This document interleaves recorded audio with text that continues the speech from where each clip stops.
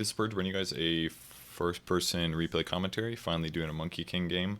I know it's a little overdue, but been busy with day 9 show production stuff. We are off this week because Sean is on a vacation, I believe. So I have lots of other stuff to catch up on. So played a bunch of Monkey King games 2 nights ago, and with that got some decent ideas about them. So first what we'll do is hop in the Dotabuff section really quick, and we can cover things about the hero that are important. So if you guys don't want to watch this, I'm just going to talk about how the hero works, base stats about him, strengths and weaknesses, things like that. So hopefully you enjoy.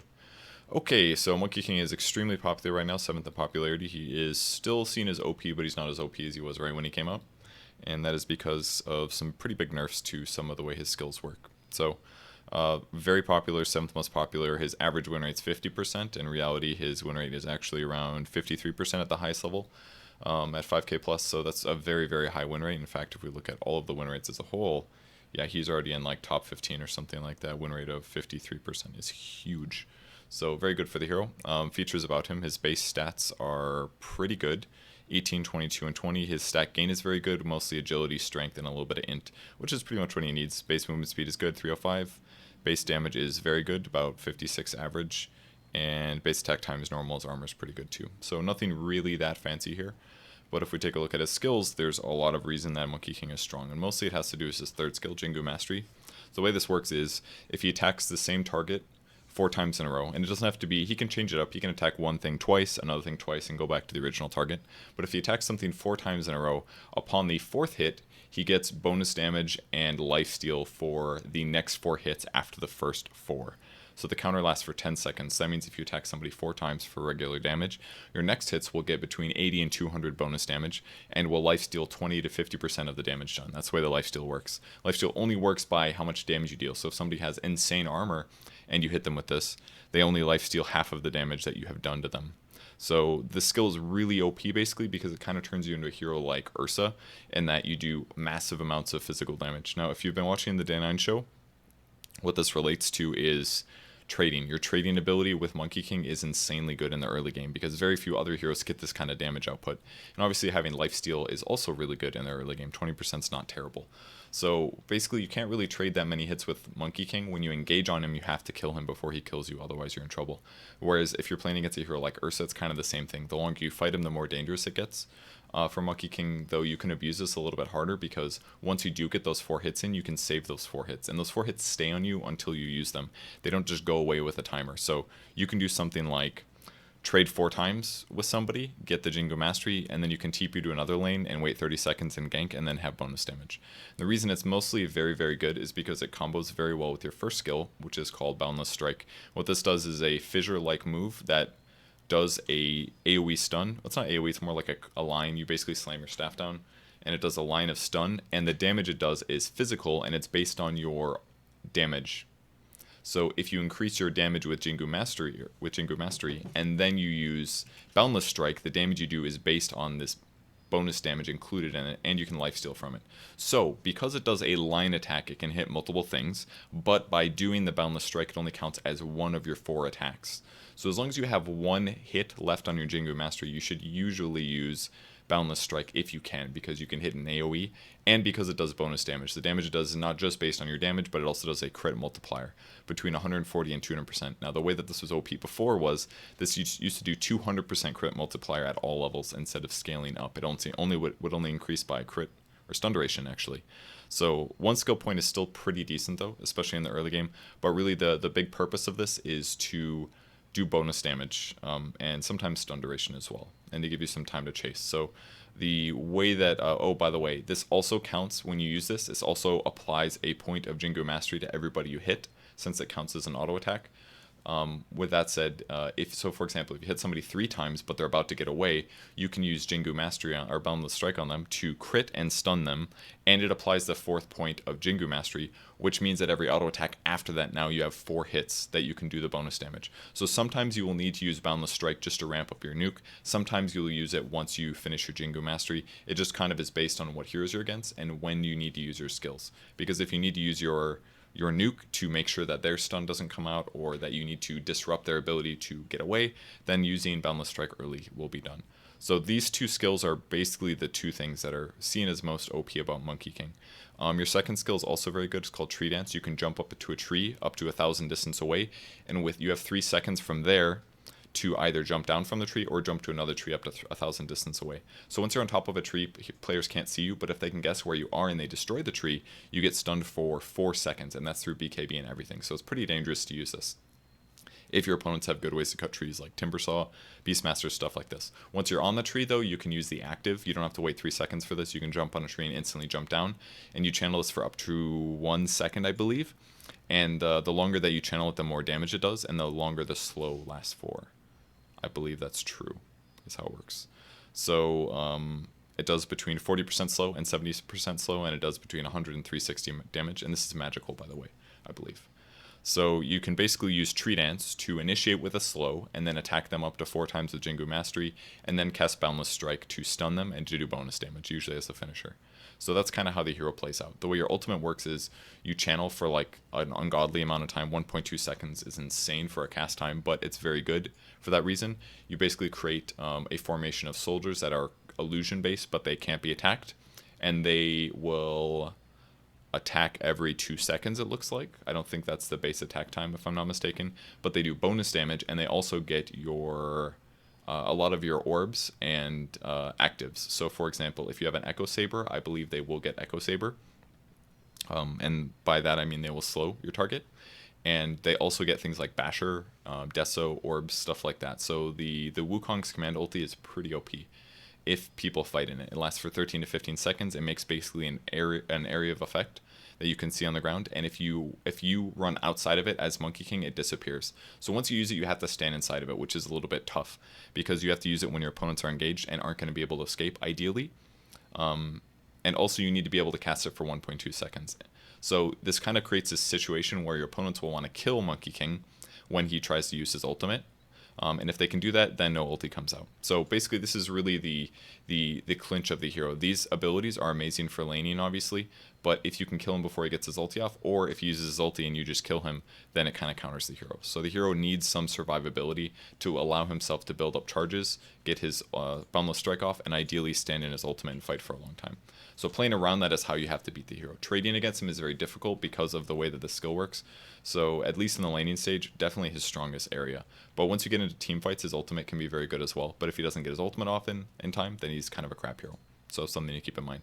You can kind of play him in different places. Mid lane is definitely possible. You can play him in off lane, certainly.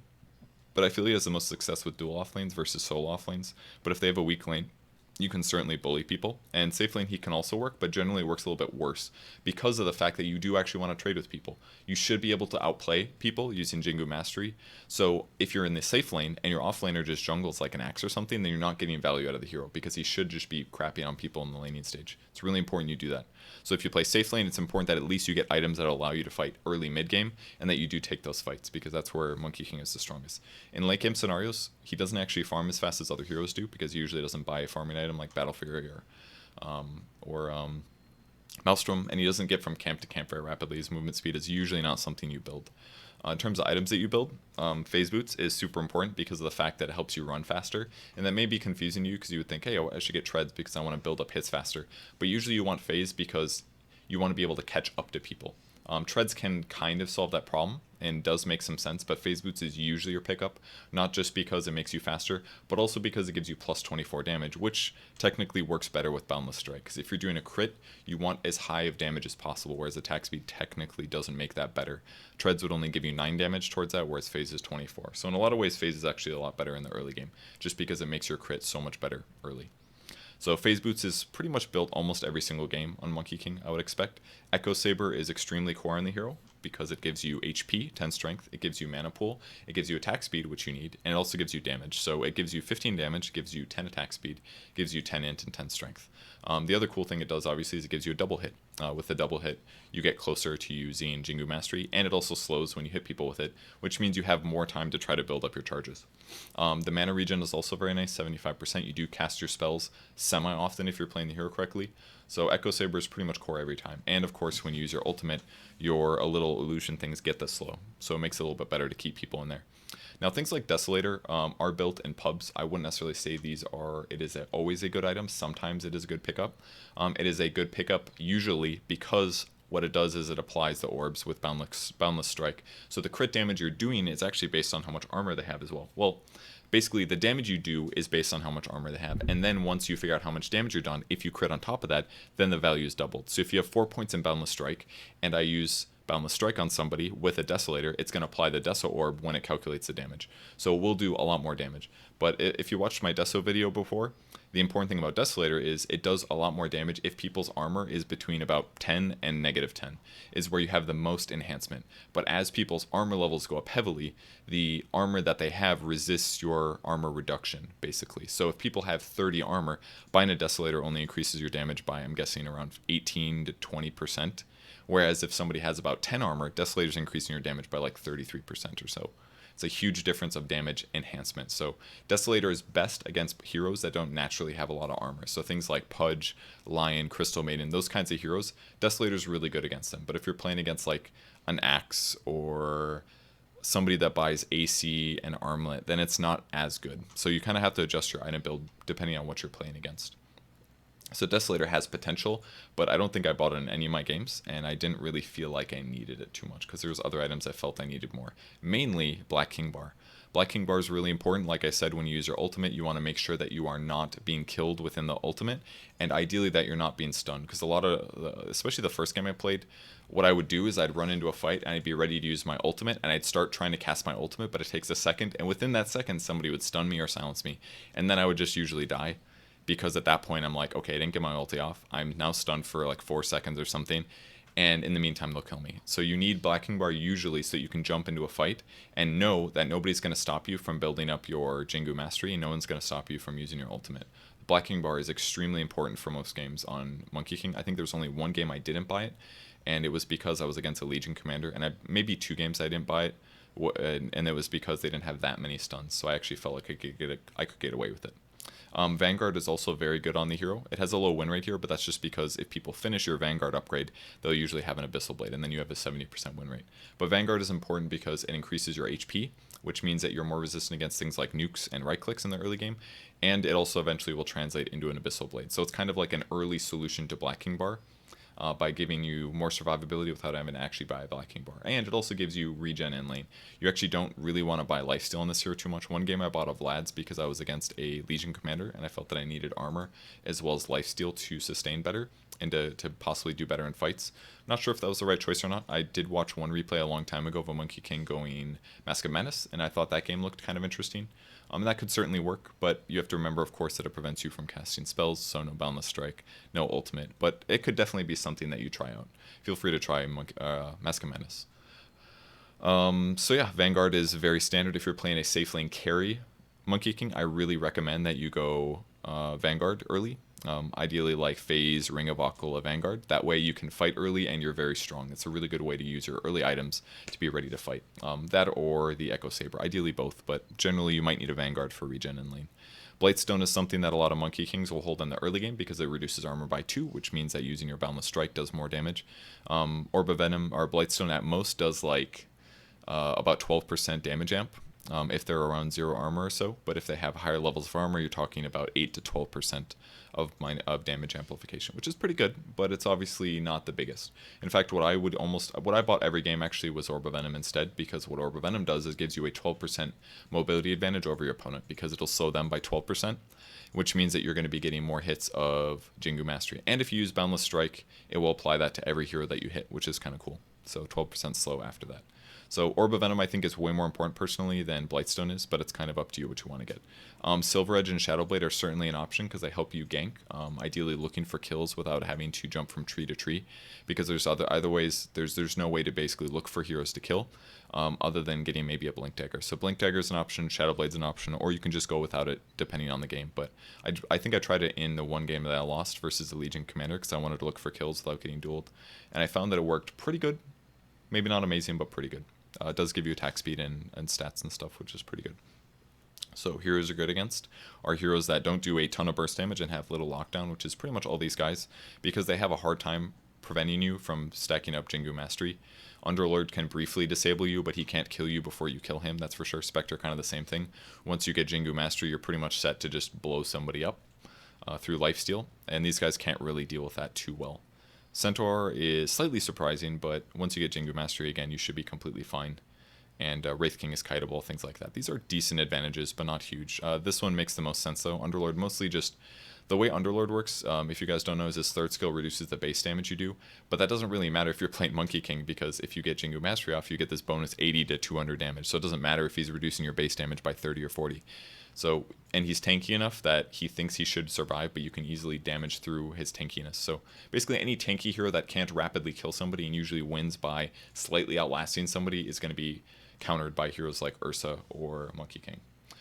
Here's your bat against Bat Rider, Wind Ranger. Most of these heroes basically just have really hard disables, and ways to burst with physical damage is a good way to kill Monkey King. Keep in mind that you can't actually jump to trees, I forgot to mention this before, once you take player-based damage. So basically once you initiate on Monkey King, he doesn't have an escape other than killing you first or using Boundless Strike and running away. So once you initiate on Monkey King, you should have your advantage here. If we take a look at his talent usage, this is really not too surprising in terms of which one people get. This one's slightly surprising, but here, plus you want 20 attack speed at 10 just so you can gain your third skill, your passive, faster. 5 armor could potentially be gone, but the 20 attack speed I think is more important. 20 movement speed actually does have a win rate advantage on Monkey King versus the 275 health. I got the health every single game that I played on him. But technically 20 movement speed could be better, just because keep in mind that that 20 is altered by when you use phase boots. So when I use a 24% movement speed bonus from phase, it's actually meaning that this talent gives you about 25 movement speed. So movement speed pretty potentially good, especially because it helps you escape, because once you get caught, you don't have a way to get out. Health is quite good though, just because it helps you stay alive in the fights and possibly win when you use ultimate. In a lot of cases, I think this is still the better talent. As you can see, the win rates are very close. So there might be some games where they have a little bit of slows, where it might be better just to get movement speed, or where you need to be faster than them. That might be the right choice. The level 20 is pretty straightforward though, 40 damage. If you get 15 strength, this translates to 300 health. So technically at 15 and 20, you can grab the same talent if you want. The only difference between strength and the raw health is that you're getting some HP regen out of the 15 strength, but it's really not much. It's got to be like, it's probably like 0.5 HP per second that you're getting from getting strength over health. So this little difference is really not much. 40 damage is generally better, just because that should apply to your Wukong's command. I am not sure. I should have tested that out. Should I test it out right now? I'm gonna test it. I'm gonna do some research. One sec. Okay, so did a little bit of looking into how his ultimate works. The Echo Saber, the way it works is it doesn't double attack. The ultimate can only attack, the clones can only attack once every 2 seconds, as it says, but the first hit will get the Echo Saber slow. So that's what's kind of cool about it, is that every 5 seconds or so, depending if you're running through the ultimate, they'll slow you repeatedly, basically. And Echo Saber obviously lasts for, what, 0.6 seconds, which is pretty good. So they're clones, they're not illusions, really. So if you do get bonus damage here, this should apply to your clones attacking, should at least. The last one is a difference of magic resistance and Boundless Strike crit. So this will basically turn your first skill into doing triple damage instead of just double damage, which is obviously very good. But the other one that you get is 25% magic resistance, which can also be very good. I think one of the games I played actually did get the 25%. 25% magic resistance is actually kind of insane, considering, depending on what you're playing against. If you're playing against heavy magic, this is easily better than Boundless Strike if you're playing this kind of like balance of HP versus how much damage they do. So one of the games I did get it, and I felt it was worthwhile, but generally you're going to want to get the Boundless Strike crit. But I think I've got the magic resistance at least 2 of my games, but I don't know. I could definitely be wrong about that, because once you get the extra Boundless Strike, I found I could just one-shot a creep wave consistently. But the downside is this is a very long cooldown spell, 25 seconds, so it can be iffy. But certainly there might be some games where that's amazing. Like if you have a Desolator like this, Boundless Strike crit's really good, because then you're really lowering their armor, which should mean that you're going to do a lot more damage in the end once you actually crit. So that's your options. I forgot to mention he's also an agility hero, but we won't be buying too many agility items on the hero, because generally you want to just make sure that you're going to be survivable in your ultimate. You're going to be able to gank and get a lot of hits off in a short period of time, and then you can transition your items based on team fights. Things like Abyssal Blade are great, obviously, Shadow Blade, Black King Bar, stuff like that. I've only played him 5 times now. First game I played, I didn't know what I was doing, but yesterday when I played, I won 3 out of my 4 games, and the 4th one that I lost didn't really feel like my fault too much. I did fairly well, and I had a lot of hero counters, and my team kind of dropped the ball. So I feel like he's certainly very strong, and we already covered the hero meta statistics. So with that said, let's finally jump into the game. Can close this out. Let me just make sure this doesn't... Sometimes this lags me, so I'm just going to remove it. Go like this. Okay, so let's go to the player perspective, and then I can talk about all the specific situations I encountered. Another skill I didn't mention in the Dotabuff section is Mischief, actually. So the way Mischief works is it just lets you turn into a nearby thing that looks kind of normal. So if I press this button, it turns you into a tree, for example, and then you can move as a tree. So you can see a tree moving, and it's obvious that you see a tree moving, but some players may not realize what it is. You can also do things like stand where a bounty rune spawns and use Mischief, and you look like a bounty rune. So somebody may approach to try to grab you as a bounty rune, and then you can actually gank them. I use this sometimes. I don't use it very often, though, but the best time to use it, I would say, is... going towards bounty rune at level 1, it's a really good time to use it, because if somebody walks by and they're not looking at their map, they may just see a tree. I think if people look on the minimap, they will still see my hero icon, but if they're just looking at the screen, all they're going to see is a tree. Like, this would have been a perfect moment for me to go into Mischief here. There's no reason for me to look like a hero if somebody might spot me. So like, here's Timbersaw, for example. I grabbed Jingu Mastery. Oh yeah, something else I totally forgot to talk about. Your attack range is insanely long on this hero. You are melee, but your attack range is 300. And if you guys are curious why that is, it's kind of thematic for the hero. He does have the item Monkey King bar. That's what the item is based off of, is the story of Monkey King. I'm not super familiar with the story personally. It's a old Chinese story, I believe. But basically the staff can grow to huge lengths. So you'll see like touchings of that. Of the Monkey King in lots of different situations. This guy made a huge mistake by coming to the side shop here. I bought Orb of Venom with my starting items, which is going to mean I'm going to get 4 attacks here. So now I have bonus damage, and I've blocked him in, which means he now has to walk by the Purge. So see how easy that was? Like, just 4 easy attacks, and then I get 80 bonus damage, which is basically like 1.5 times my base damage, and I get lifesteal. Just so easy. And the Orb of Venom gives you that. So if I know that I'm going to be in a duel lane against heroes, then I think it's important to grab just Stout, Tango Salve, and then try to get a really fast Orb of Venom. Some players will be getting Poor Man's Shields, and in some of the games I did buy that, but in other ones I kind of felt like it was unnecessary. I think if I was going mid against a ranged hero, I would prioritize a fast Poor Man's Shield, but in an off-lane situation like this, I think it's completely reasonable just to go Stout Shield alone, because I know that I will trade advantageously against my opponents. So try to abuse your long attack range and your movement speed advantage by an Orb of Venom to just win your lane. And in this example, my lane is already won because I've basically zoned the Timbersaw. He's not going to come back again because he knows he's going to die. And not only did I have a movement speed advantage with Orb of Venom, but I also have that with Brown Boots as well. Like, the advantage that you get out of just a little bit of attack moving is amazing.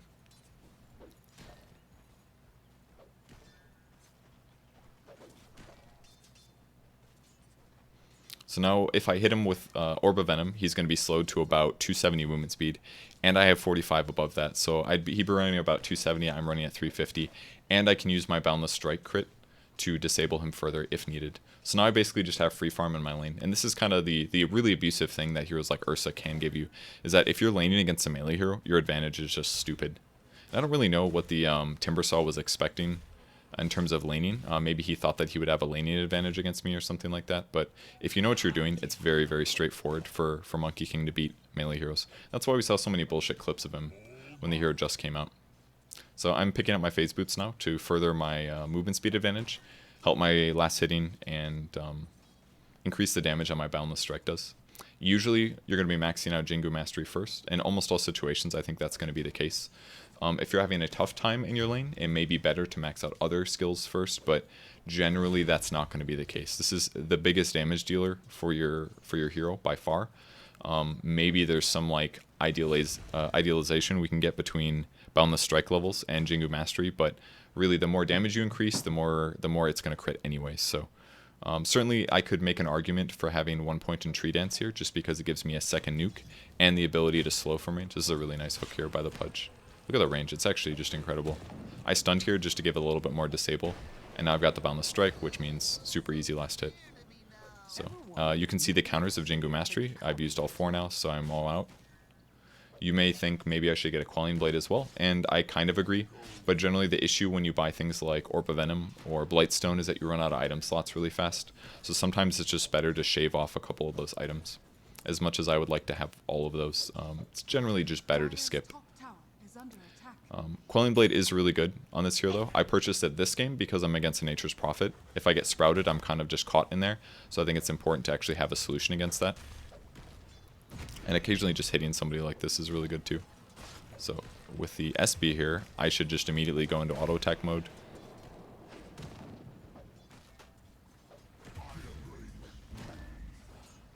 This is basically just where your focus is, just very slow, deliberate auto attacking against your opponents. Did the tree jump here because I think I can get this kill. Use my phase here, and now I've got bonus damage and lifesteal. I attacked that creep because I wanted lifesteal. I think I could have done that a little bit better maybe. The tower dive was a little bit aggressive. I could have asked Pudge to go in at the same time. I also could have probably started salving at some point because tower hits don't break salves anymore. So what I think I should have done instead maybe is tried to find some time to salve there. I was hoping that the last attack from the Prophet wouldn't actually kill me and I would be able to salve afterwards, but he did just a little bit too much. If I had Poor Man's Shield, I very likely wouldn't have died there.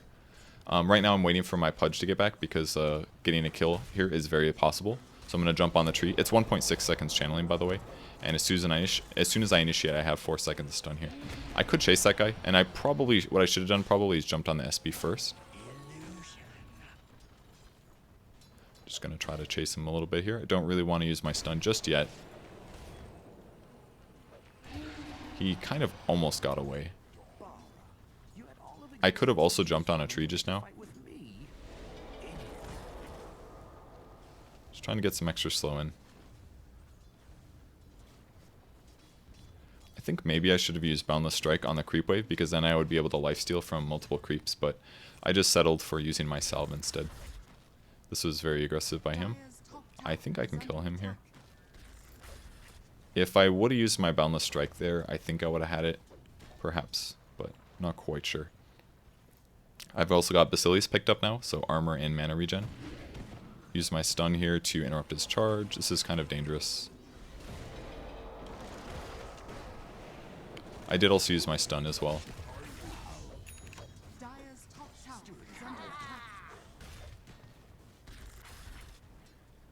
Got my Tangos and my Quelling ready if needed. It's pretty scary. I'll just use the shrine here to heal back up to full really quick. Don't be afraid to use this skill a lot though. Primal Spring is very, very good in the early game because it allows you so much mobility. That's what's so annoying about this hero is that there's just so many different ways that you can be obnoxious. I can release this as early as I want as well, of course. But I can basically gap close without him knowing that I'm coming and almost instantly just get kills. Wasn't quite sure where the Prophet was, so I went for a stun to maybe interrupt his TP, but it wasn't here. I also read that using Boundless Strike, even if you don't hit anything, does use 1 point of your Jingu Mastery. So be a little careful about it. It's a possible negative. Ring of Aquila is pretty much a standard always purchase item on agility heroes that are cores because of the fact that it gives you so many stats and so much armor and damage and all that stuff. Because it gives you plus 10 damage, gives you 9 agility, so this is a 19 damage item, very similar to what Phase Boots gives, and it gives 3 strength and 3 int as well, which is quite nice. So all put together, this is about 3 and 2/7 armor, which is a lot of survivability for the early game. Which is, you know, one of the important things about the hero. And occasionally I'm just going to poke this guy just to put him on edge, make him feel like coming forward to get last hits is not very safe. It's important to do that. I should probably deny creeps a little bit more. I wasn't doing that enough. Also picked up my ultimate at 6. I believe some Monkey Kings actually don't do that, just because sometimes you don't have enough mana for it, and also because in some cases you just don't have the time to cast it. But fantastic skill. Especially if things are hitting the fan. This is a definitely kill opportunity here, especially because I interrupted that. Should be a pretty easy kill. Once you interrupt his Timber Chain, it's quite straightforward. It's basically just the same kind of thing. If he comes too far close and I have movement speed advantage with Phase Boots and Orb of Venom, then the kill becomes pretty easy.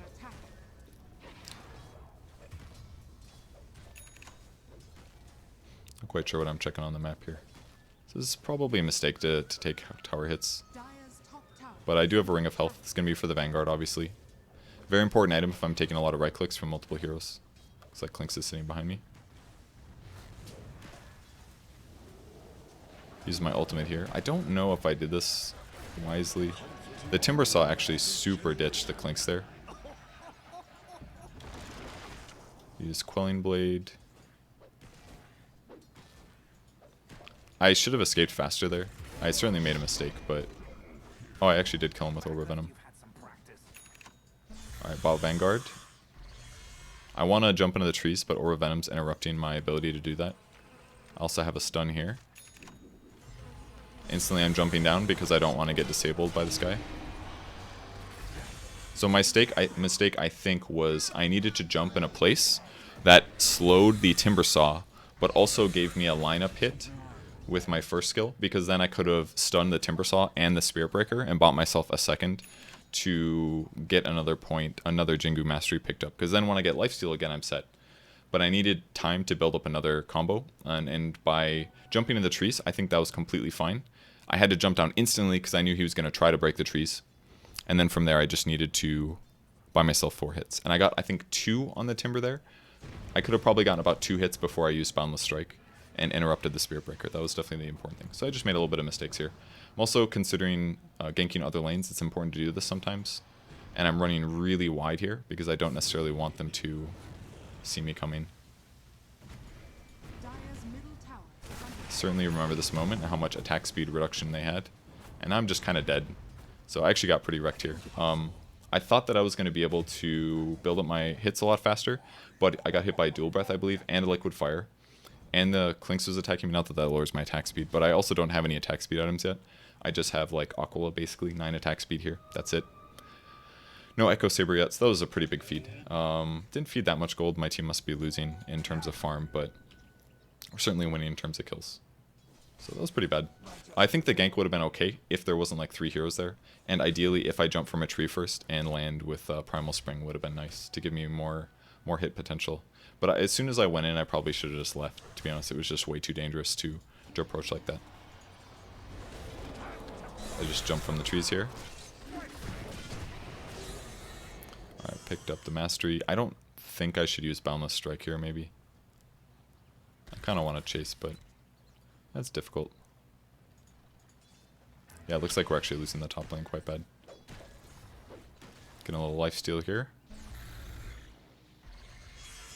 Sometimes I'm checking, like, I'm holding my mouse over tree dance, that way I can see how far I can jump.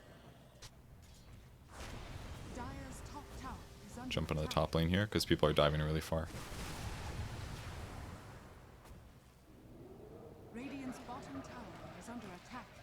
Didn't really get a whole lot of usage out of that one, but got enough. Luckily I was able to hit both, which is nice. It's a nice little double kill. My TP was quite good there, let's say. And finishing up the Boundless Strike max out just for the extra crit and stun duration. I don't really think there's a lot of cases where you're going to want to max this skill out first, just because the cooldown's relatively long. I mean, it's a great skill by all means, but really the benefit of the hero is all about the right clicking. It's really where you get most of it from. I don't know if I'd ever say you could play Monkey King support. You probably can, honestly, because you can basically start in a roaming position and transition. But I would say the negatives about it would be is the hero is like almost all right click based. So it's kind of hard to scale, I would say, if you're playing support. And I don't think I would ever do something like Max Primal Spring. Even though the range is pretty far. I just feel like there's better ganking abilities. Maybe. It's hard to say. 60%, like an early 50 or 60% slow is quite big. Could be impactful, but it really just depends on your lanes.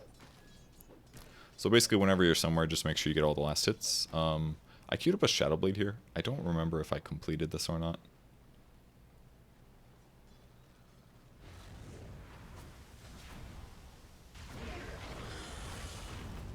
Don't have my ultimate here. They can also see me because I'm being charged, so for now I'm just going to run to the right. I should have stunned this guy. This is a huge mistake. If he actually had ultimate, I just die 100%. So that was really dangerous of me not to not to go for him. Now that my team's here, I kind of want to stick around. Got my ultimate off. Oop, but I instantly ran out of it because I'm bad.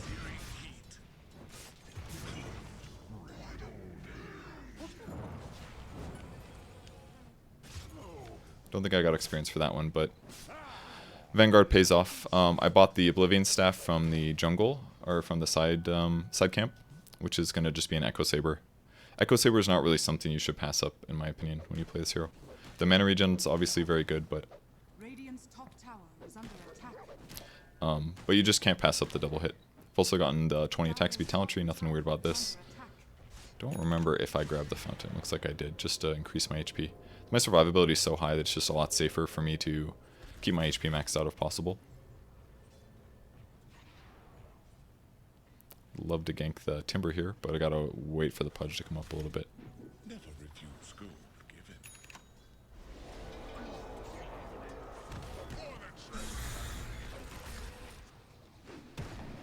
Certainly wanted to dive this a little bit. In fact, I probably could have. They were quite ready for this though. Yeah, and now I'm gonna die for sure. They did a really nice job with that one. I don't know if they had a lane ward or not. I'm actually gonna check. Yeah, they had an observe ward here, so they saw us coming down, so they all set up, which is what happened. One of the dangerous parts about... Oh, that was actually a really nice D ward. One of the dangerous parts about TPing here or here and trying to approach the lane is that people will have wards. And just by scouting that out, they're able to roam over with like 4 heroes. So, Monkey King is killable by all means. I mean, I have a stupid amount of kills right now, but can't beat him with everything. Or you can beat him with most of your heroes as long as you're all in the same area. Disables help a lot too.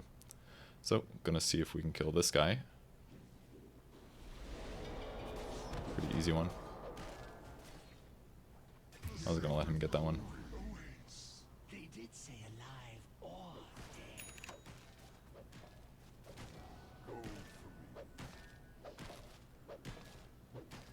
Figured I'd just farm these since I'm here. I do pretty decent damage anyways.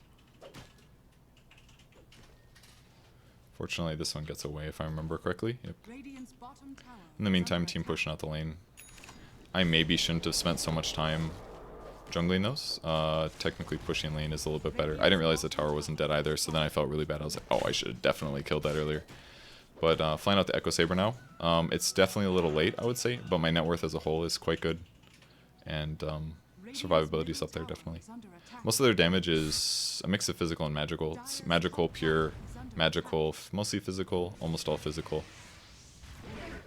But moments like these, you just gotta roam around and help out.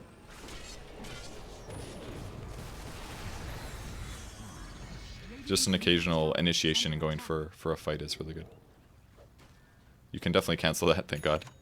Would have been a bad moment for my ultimate.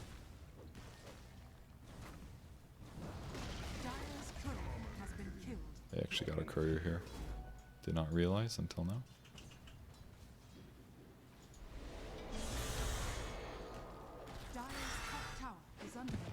Just give a little disable and then pretty straightforward. It is honestly so scary not having Boundless Strike though. Your hero feels like so weak if you don't have it. Little Clink's running around here. Fortunately, he had his invis up, and I didn't have a dust, so certainly it is a decent time to carry dust.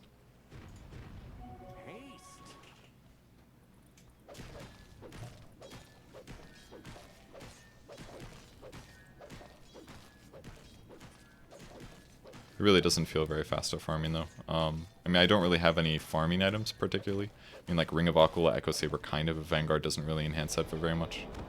I felt like using Primal Spring a little bit would accelerate that. It does. Does what, 180 damage. It's okay.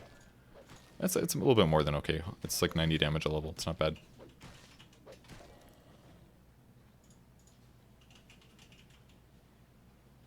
But I think it'd be better if I farm more aggressively, like somewhere down here.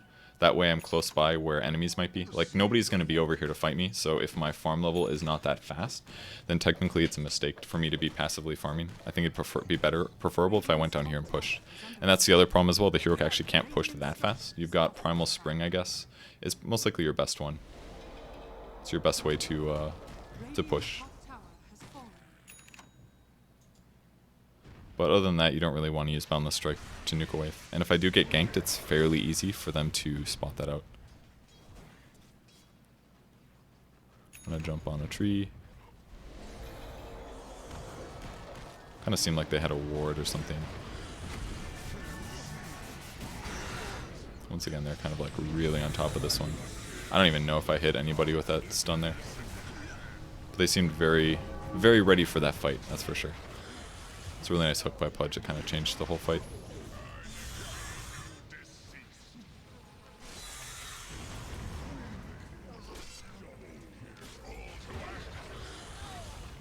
Pudge kind of owned here pretty hard. Getting this done.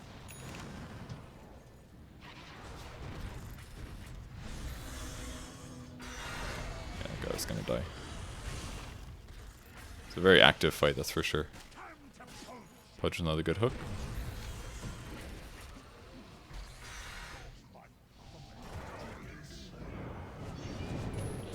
And Ember Spirit back alive, so it was a really fun fight. Really fun to watch, I thought. It kind of sucked that I died right at the start.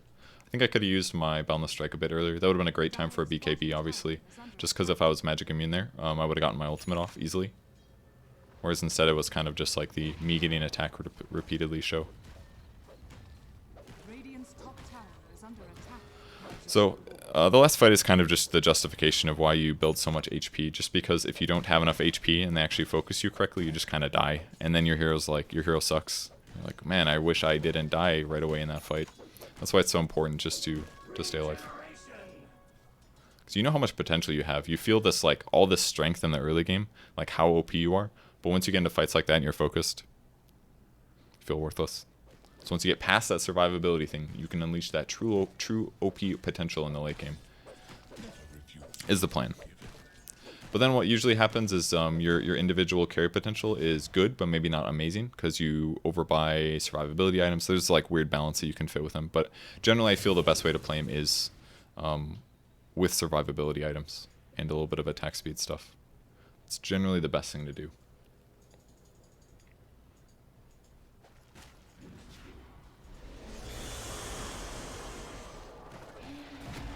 I think these guys kind of retreated a little bit fast here. Thinking about initiating here, but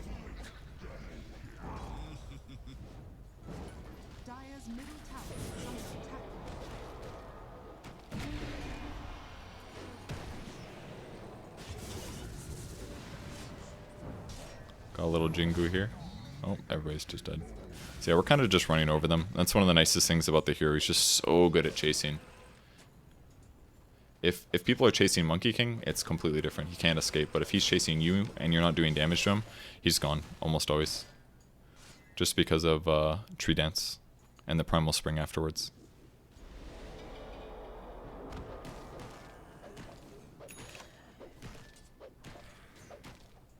Probably should have stayed in the lane maybe to continue pushing, but sometimes backing off briefly to hit up a jungle camp like this is nice, because I just guaranteed that our team got like 125 more gold that they wouldn't have had otherwise. Maybe not the best situation to be in, but threw an ulti down here. I think I'm dead here. Probably stayed a bit too long. I think that guy actually lived, surprisingly. Dude, Pudge was just like owning this game. Yeah, so yeah, another case where I think it would have been really nice to have BKB. Did not have it though. Now our Ember has no mana, so he can't do anything.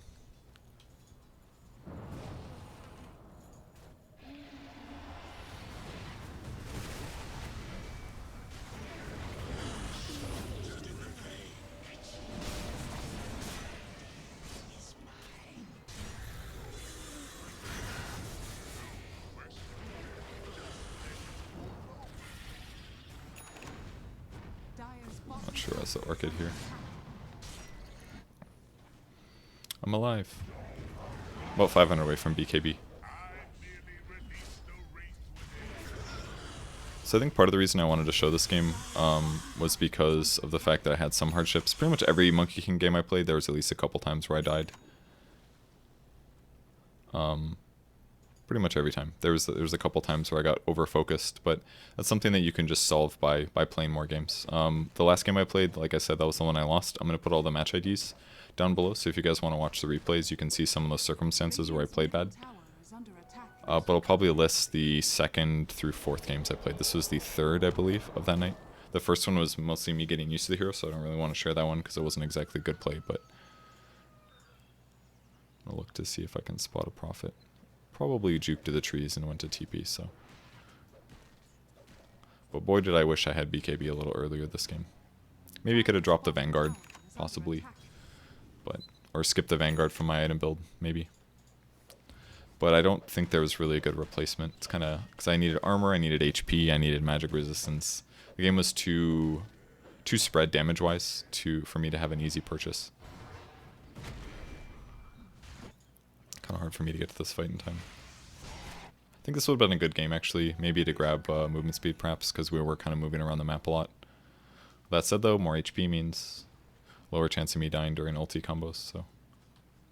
And it covers pure damage and pretty much everything.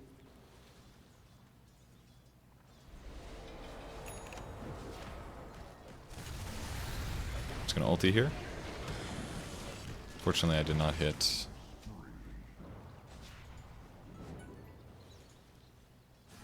I did not get down in time, and his macro pyre hit me, which sucked. Which meant that he was actually going to get away. Now my BKB is also gone. I can lifesteal, but that's pretty much all I can do here. I probably should have just ultied, I think. Would have been safer.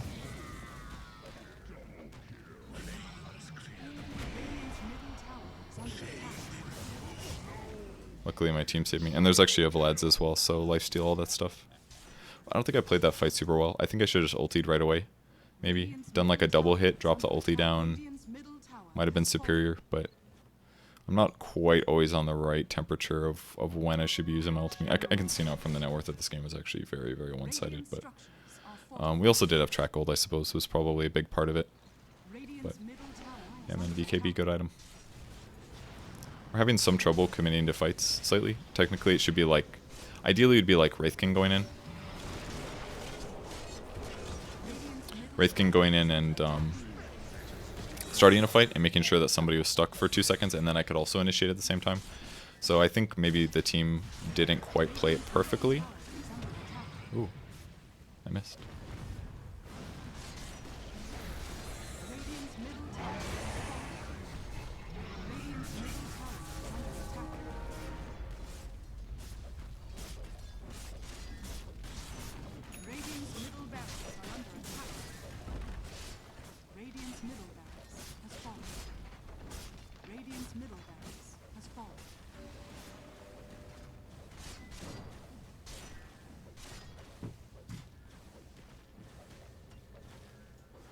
I like killing those because they're worth a lot of gold. It's 150 to you and everybody on your team, so. Alright, run to the trees. Really not a whole lot of places I could jump to, so I've got to walk here. Next item, Abyssal Blade is pretty straightforward, I think. I could maybe grab something raw armor as well, wouldn't be terrible. Shadow Blade could work for initiation purposes, just to make the chance, just to reduce the chances of me getting caught a little bit further. This guy didn't buy any survivability items, like he didn't have a Shadow Blade or a Blink Dagger or anything, which I thought was a mistake. I think that could have been a lot better for him. Maybe I should have stayed out and gotten more kills, perhaps, but sometimes I'm a little addicted to bounty runes. Especially on a hero like Monkey King who can't farm extremely fast. DD helps a lot though.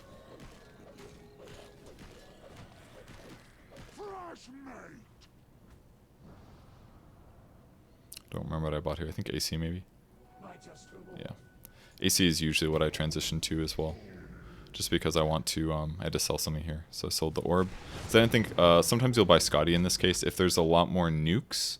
If it's like a mix of nukes and a little physical but not like a stupid amount, then going Scotty is usually quite good. Just because then your ultimate will also apply Scotty to people and increase your survivability and your armor and your HP and all that stuff. Whereas AC is just like very, very reliably strong. Gotta push these lanes out a little bit so we can take the tier 2. The Jakiro was very unhappy with life, as you can see. Grab 40 damage, of course. No bounty rune. Oh yeah, I had a challenge for farming ancients, I remember this. Which is why I was farming ancients so much. And I think at this point I basically just farmed ancients, so it's probably not very worth it to watch the rest of the game, to be honest, but game pretty over. I think the principles are still there. The early game laning is super important, the trading, and grabbing any bounty rune that you can because you really like bounty runes is always going to be an option. TP'd over here to farm more ancients because I knew the game would only last so long. But of course I grabbed the bounty runes first. That neutral's super annoying, I must say. Alright, got a new camp in. I blocked the respawn there, but it doesn't really matter that much because... Alright, so this is regular game speed. So attack speed's pretty good here. My raw damage is not super amazing, I guess, but it's actually not as bad as it could be, I would say. This is like 19 damage. This is actually 24 damage, another 15. It's okay. Gotta farm ancients. I think I need like 30 or something like that, and I barely farmed any all game. So just prioritized them. So, yep, that's Monkey King. Very strong at laning. I'm probably going to play him a little bit more now that I played him enough. I feel very comfortable on the hero, so certainly going to play him more in the future, possibly on stream, who knows. But fun hero. Last hits are usually a bit weak on the hero. Maybe you could do... I don't know if something like Maelstrom's an option, but it could be fun. I still feel a little bit uneasy about his ultimate and getting people to fight into it. I think that takes a lot of team coordination sometimes, but very strong hero, certainly. I would definitely say he's a little OP. Definitely OP laner. That's absolutely true. Okay, thanks for watching, guys. Hopefully you will go make Monkey King awful in everyone else's pubs as well. Thanks for tuning in. Appreciate it. Gonna get to some more item guides. We're gonna try to pump those out while we're on break for the Day 9 show since we have more time. Almost done with a Midas guide. Want to tackle an Orchid guide as well. Is I think the next item that would be fun to go over because there's lots of interesting things about Orchid that are nice. And I think that's about it. Didn't make a Dark Moon video. I beat him yesterday or 2 days ago. I played Bristleback. It was actually really fun. Worked out pretty well. Maybe I'll make a Bristle one. Don't know if you guys want that or not. Anyways, thanks for watching. Bye, guys.